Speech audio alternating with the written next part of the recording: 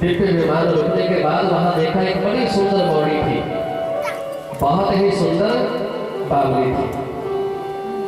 ऐसी दिव्य सुंदर बॉडी थी सजनों, ऐसी दिव्य सुंदर बॉडी थी। माया का पहला परकोटा आया, माया का पहला परकोटा आया। अभी तो 43 परकोटे ऊपर जाकर के भगवती जगदम्बा का लोक आना था, ये तो पहला लोक आया। नारद की सुंदर बावली को देख करके कितना सुंदर सुलौना उसका नीला पानी। नारद जी भगवान विष्णु से कहने लगे महाराज जी बस मैं इस गौरी में जाकर के गोता लगाता हूँ और गोता लगाने के बाद मैं अपनी संध्या बंदन करूंगा। बस मैं यूं गया और यूं आ गया, मैं यूं गया यूं आ गया, मैं यूं गया यूं आ गया। बस इतना कहना था सजनों। भगवान विष्णु ने स्वच्छंद गति से चलने वाले दिव्य विमान को रोका, दिव्य विमान को रोका और रोकने के बाद नारद जी गए।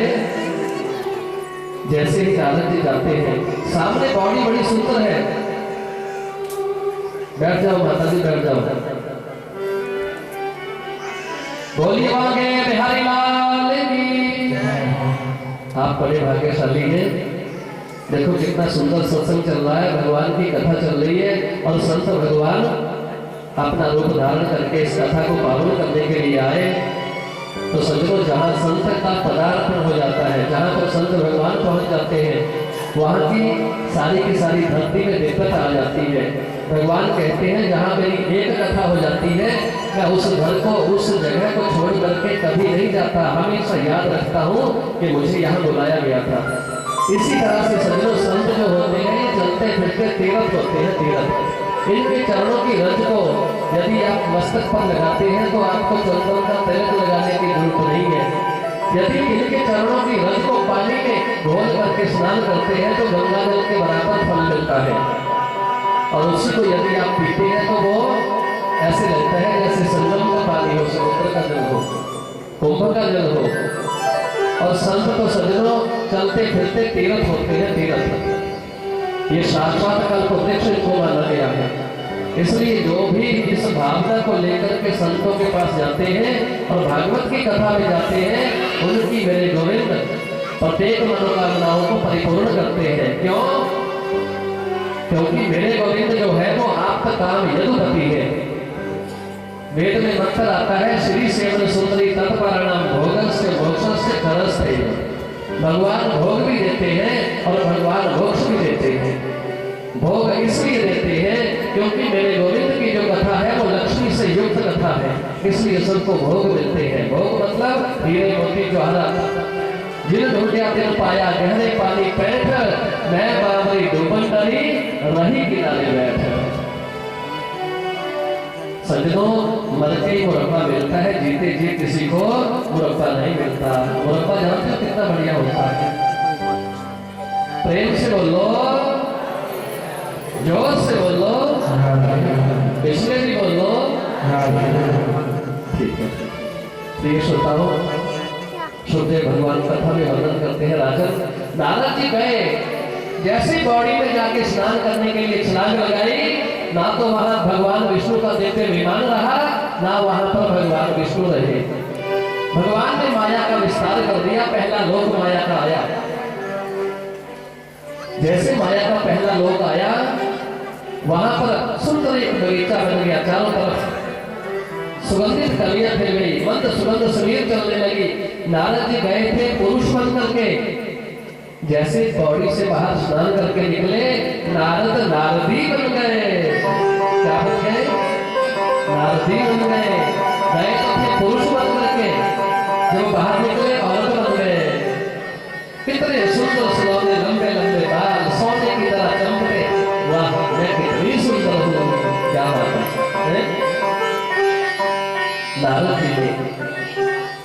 नारद जी ने उस पानी की छाया में अपनी छाया को देखा, कितना सुंदर सुलौना मेरा मुख हुआ, क्या कहना। भूल गए नारद जी के मैं नारद हूँ, वो नारदी बन गए। जब कन्या बन गए, पता ही नहीं मेरा नाम क्या है, हल्की सी आवाज कम रखना, पता ही ना चले। मैं कौन हूँ, कहां से आई हूँ, मुझे कहां जाना है, पता ही ना लगे।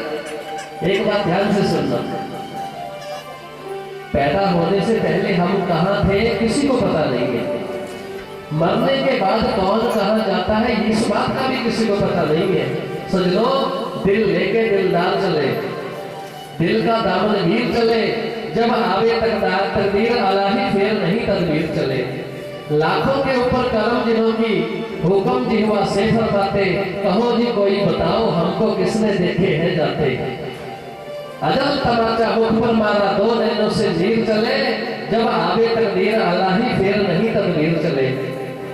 भैरव जैसे जो अगवानी, हनुमान ने बाल जती, तीन लोक के राजा श्री रामचंद्र जी महाराज, सीता जैसी नार सती। भूत भविष्य वर्तमान, तीन काल की जान गति, सभी काल ने बस कर लेने, शिव जी कहन सुन पार्वती। इस काल ने किसी को नहीं छोड़ा, वो हम कष्टों कुता आया था।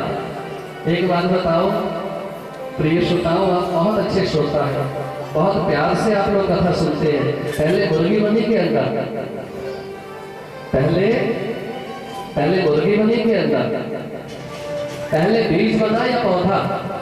सजनों, ये वेदांत का प्रश्न है। ये आकाश ही वो अंडा है, जब ब्रह्मा जी ने जलांधरी जल में फेंक की थी, ये आकाश ही वो अंडा है, पहले अंडा बना, फिर नीचे धरती ऊपर आकाश। भगवान ने दो भाग इसके कर दिए। वेद का मंत्र आता है, हिरण्य गर्भा संपर्तता करे भूतस्य जाता पति रेखा सीत, सदाधार पृथ्वी ज्ञानों देवान कस्मे देवा हविखा विद्येव। इसके दो भाग कर दिए, नीचे धरती ऊपर आकाश। बच्चा मां के गर्भ में मां के बहुत नजदीक होता है, जब तक वो गर्भ से बाहर ना आए किसी को पहचान नहीं पाता। जो जीव जहां से आता है वहीं जाता है। पैदा होने से पहले हमारा कोई नाम नहीं था, मरने के बाद भी जब हम आगे जाएंगे ज्योत के रूप में, तो भी हमारा नाम इधर ही रह जाएगा। नारदी को लग गया कि ना मेरा कोई नाम है, ना मेरा कोई माता है, ना मेरा कोई पिता है, मैं तो इस तालाब से पैदा हुई, कितनी सर्वांग सुंदरी हूँ। मन में विचार करने लगी, धीरे धीरे देखते देखते 16 साल की सर्वांग सुंदरी नारदी बन गई। तो सामने देखा एक सुंदर राजकुमार पैंट कोट पहन करके उस बाग में घूमने के लिए आया। जैसे उस उद्यान में बाग में घूमने के लिए आया, सजनों, सामने सुंदर सलोना मुख नारदी का देखा। मन में विचार होने लगा, क्या बात है, यदि ये मुझे पत्नी के रूप में मिल जाती तो बहुत बढ़िया था।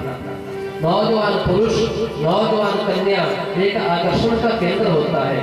नारदी मन ही मन सोचने लगी, कितना सुंदर राजकुमार है, यदि ये मुझे अपने पति के रूप में मिल जाता तो मेरा कल्याण हो जाता।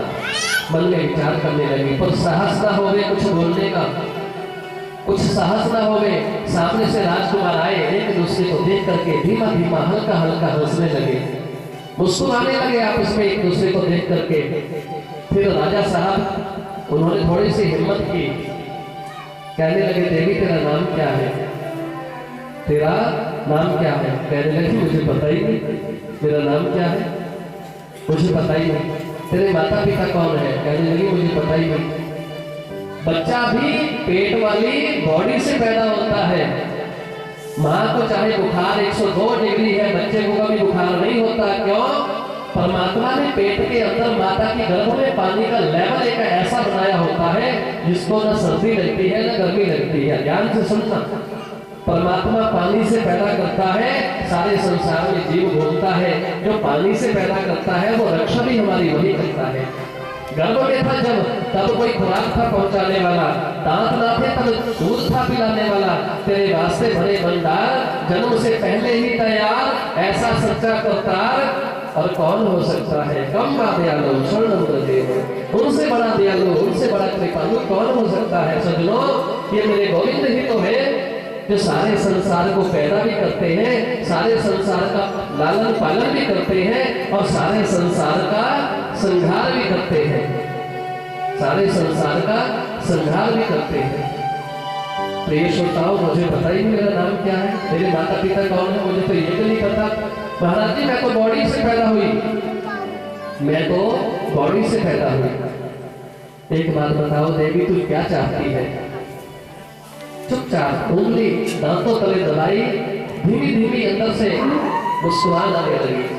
मन में विचार करने लगी, शायद भगवान हमारी मनोकामना पूर्ण करने वाले हैं, शायद हमारी मनोकामना पूर्ण करने वाले हैं। राजा साहब ने थोड़ी हिम्मत की, देवी बता तू क्या चाहती है? उसने कुछ नहीं बोला, कौन चुप। फिर उसने सोचा बोल ही देना चाहिए, देखा जाएगा जो होगा। कहने लगे, देवी मैं आपसे विवाह करना चाहता हूँ, मैं आपसे विवाह करना चाहता हूँ। सामने वाला सुंदर सुलौना मेरा महल है, चारों तरफ मेरा राज्य चलता है। तू जो कुछ भी मांगेगी, तेरे मांगने से पहले तुझे हर मुराद तेरी मैं पूरी कर दूंगा।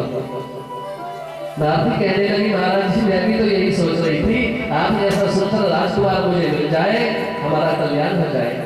वही फूलों की माला बनाई, एक दूसरे ने गले में डाली। सजनों, पति पत्नी दोनों एक हो गए, सीधे महलों में चले गए। समय ने करवट बदली।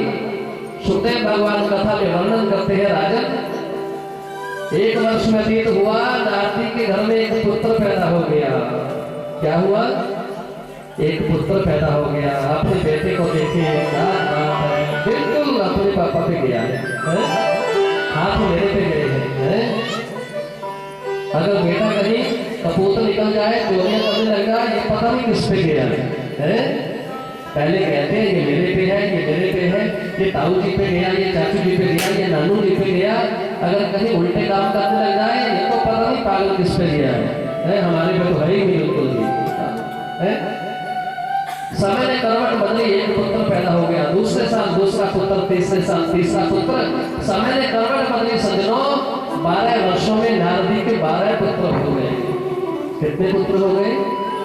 12 पुत्र हो गए। कभी कोई इधर से आ रहा है, कोई इधर से आ रहा है, कोई इधर से आ रहा है, कोई पैदल चल रहा है, कोई घुटनों के बल चल रहा है, कोई ताकी से देख रहा है, कोई दरवाजे पे घुटनों के बल बैठा हुआ है। चारों तरफ कितना सुंदर माहौल बन गया। मैं कितनी बड़ी भाग्यशाली हूँ, भगवान ने मुझे कितना सुंदर पति दिया, और भगवान ने मुझे 1 2 नहीं 12 पुत्र दे दिए। सज्जनों, समय ने करवट बदली। धीरे धीरे बालक बड़े होने लगे। जब वो 21 साल का बड़े वाला बेटा हो गया, तो 1 साल में एक बहू अपने घर में आ गई, दूसरे साल दूसरी, और 2-4 साल में सबका विवाह हो गया। छन छन छन छन करती हुई छोटी छोटी बहू रानियां। कितना सुंदर घर का माहौल, वातावरण हो गया। अरे मैं कितनी बड़ी भाग्यशाली हूँ, मेरे घर में 12 बहुएं हैं, मेरे पति बड़े सुंदर हैं, मेरा राजपाट चारों तरफ चलता है। मैं जो कुछ भी चाहती हूँ, इच्छा बाद में होती है, पूरी पहले हो जाती है। समय ने करवट बदली। नारदी के घर में 24 पोते हो गए। कितने हो गए? 24 पोतू हो गए। क्या बात है, क्या कहना। मैं कितनी बड़ी भाग्यशाली हूँ। बेटा मुझे अम्मा बोलना। क्या बोलना?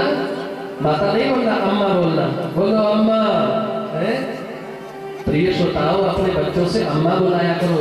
अम्मा जब वो व्यक्ति बोलता है तो ऐसे लगता है जैसे दोनों तरफ मुख में लड्डू है, लड्डू है। लोग बोलते हैं मोह है, जैसे मुंह पर चिट्ठी लगी होती है। पिताजी को पिताजी बोलना करो, माई बोलना करो, है। कोई नहीं बोलता डैड, डैड मरी हुई आत्मा। मॉम, मुर्दे का मसाला है। जो मसाला मुर्दे को लगाया जाता है उसको मॉम बोलते हैं। मुर्दा 15 दिनों तक खराब नहीं होता। आज आंग्ल भाषा को जानने वाले, इंग्लिश पढ़ने वाले बच्चों ने अपनी मम्मी को मुर्दे का मसाला बना दिया, पिताजी को मरी हुई आत्मा बना दी, ताई जी को आंटी, चाची जी को आंटी, बुआ जी को आंटी, अंदर वाली आंटी, बाहर वाली आंटी, बगल वाली आंटी, चुगली करने वाली आंटी। प्रेम से बोलो, जोर से बोलो। समय ने करवट बदली। नारदी के घर में 24 पोते हो गए। सज्जनों, इस गृहस्थ में जब सुख आता है तो पहाड़ की तरह आता है, और गृहस्थ में जब दुख आता है तो पहाड़ की तरह आता है। सुख भी पहाड़ की तरह आता है, दुख भी पहाड़ की तरह आता है। जितना बड़ा दिन होता है सज्जनों, उतनी ही बड़ी रात होती है। जितना बड़ा दुख होता है, उससे भी बड़ा कहीं सुख होता है। समय ने करवट बदली। किसी राजा महाराजा ने पत्र लिख के भेजा, राजन या तो आप स्वाधीनता स्वीकार कर लो, या फिर हमारे साथ युद्ध करो। आपको इन महलों को छोड़ करके जाना पड़ेगा, हमारा साम्राज्य चलेगा यहाँ पे। बहुत बड़ा राजा था कोई। नारदी ने जैसे पत्र देखा उनके पति ने उनको सुनाया, नारदी ऊंचे ऊंचे से रोने लगी। स्वामी आप एक काम करो, हमें युद्ध नहीं करना, चलो इस नगरी को छोड़ करके कहीं और चले जाते हैं।